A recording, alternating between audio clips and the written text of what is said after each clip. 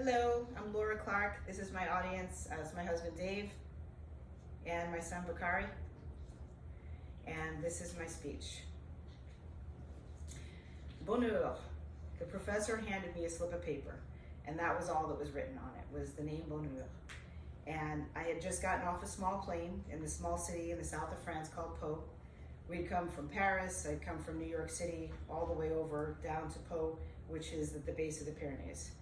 And the name Bonheur was all I was given to be able to find the family that I was going to be staying with.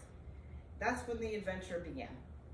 I was studying abroad in France, and for the fall semester of my junior year of high school, I was 15 years old. I didn't realize it then, but I was one of a privileged few students because many people don't get to travel abroad. As a matter of fact, less than 10% of students in college who graduate have studied abroad before they graduate.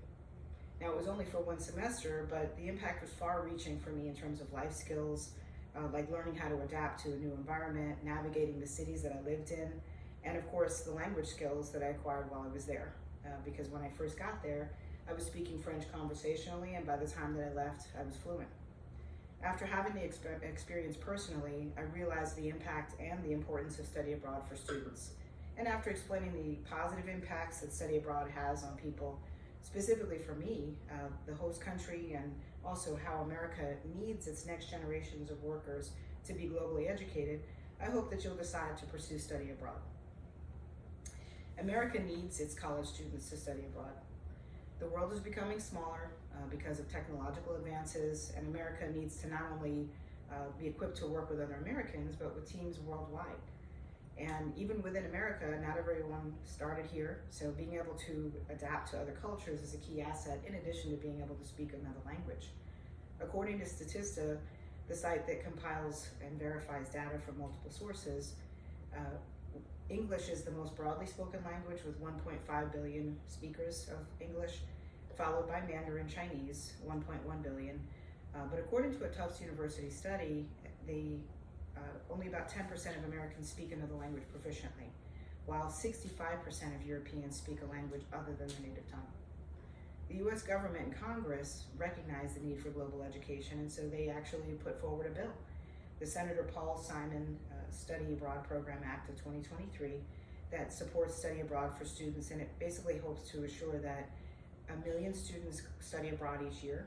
The diversity of the students participating reflects the undergraduate student body in the US, and they also want to encourage study abroad outside of just Western Europe, which is about 73% typically is what travels to Western Europe. And they also want to strengthen the commitment of colleges that offer study abroad to expanding those programs. Now, not only does America need its students to study abroad, but the students themselves need to go abroad because according to NAFSA, students who study abroad have an 18% higher four-year graduation rate. They tend to have higher GPAs. And the skills that are required have been shown to make students more employable, since 31 million jobs require skills that are acquired from studying abroad.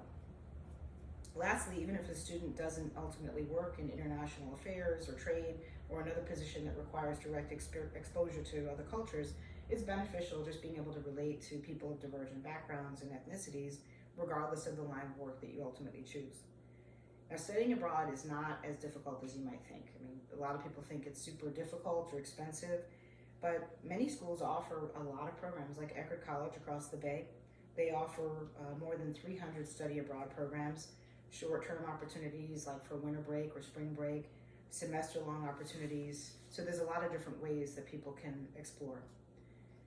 If study abroad is not offered widely at your home institution, there are private organizations that offer opportunities outside of what schools may provide, like for example, projectsabroad.org. You could study marine coral reef preservation in Thailand for as many weeks as you choose. You could swim with sharks in Fiji.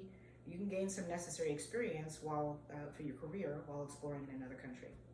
And you might be thinking that there's some reasons why it won't work for you, like for example, the costs involved, the airfare, the additional room and board, miscellaneous expenses, but you actually may qualify for additional scholarships, and most traditional scholarships like Bright Futures can cover the cost of study abroad. The time commitment may be a consideration for some people, but you can actually have credit earning courses abroad, so that it's seamless with your graduation pace. Another concern might be a lack of comfort initially, because it can be intimidating to try something new in a place that you've never been to. But I can tell you from firsthand experience, if you can go with an open mind, the confidence and the new skills that you acquire far outweigh any immediate jitters that you have when you first get there. The host country is often grateful that you want to learn about their culture, and they reward you with very satisfying and sometimes delicious experiences.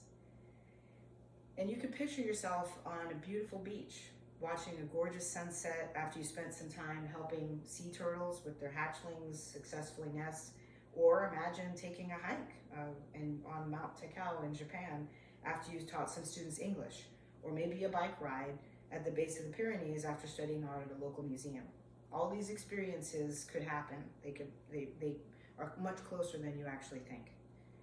In conclusion, now while there are some prices to be paid, study abroad gives back much more relative to its costs. As I mentioned, the cost is already part of a lot of educational grants and scholarships. And as students, I suggest that you consider travel, no matter your background, experience, or even age. There's programs for everyone at every stage and every age. So schedule an appointment with the study abroad advisor at your school and let the world teach you. The world is waiting for you. It has things to teach you and wants you to learn. Thank you for your time. 6:30. 6:30 on the dime, actually.